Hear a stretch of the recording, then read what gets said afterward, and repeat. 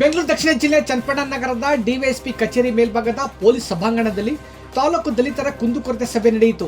ಈ ಸಂದರ್ಭದಲ್ಲಿ ಹಲವಾರು ದಲಿತ ಮುಖಂಡರು ಸಭೆಯಲ್ಲಿ ಹಾಜರಿದ್ದರು.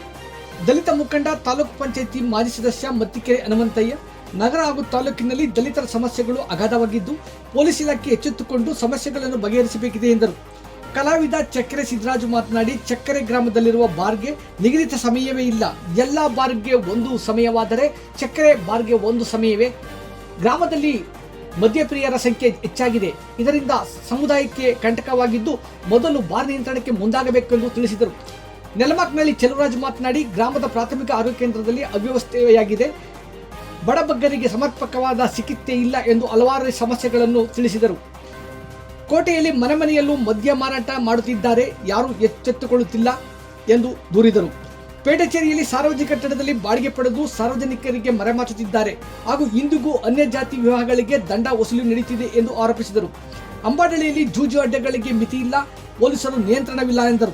ಹಲವಾರು ಸಮಸ್ಯೆಗಳಲ್ಲಿ ಅಬಕಾರಿ ಸಮಸ್ಯೆಗಳೇ ಸಾಕಷ್ಟು ಹರಿದಾಡಿದವು. ಈ ಸಂದರ್ಭದಲ್ಲಿ ಸಭೆಯ ಅಧ್ಯಕ್ಷತೆಯನ್ನು ಡಿವೈಎಸ್ಪಿ ಗಿರಿ ಪ್ರತಿಯೊಂದು ಸಮಸ್ಯೆಗಳನ್ನು ದಾಖಲಿಸಿಕೊಂಡು ಆಯಾಯ ಠಾಣೆಯ ಪಿಎಸ್ಐಗಳಿಗೆ ಎಚ್ಚರಿಕೆ ರವಾನಿಸಿದರು.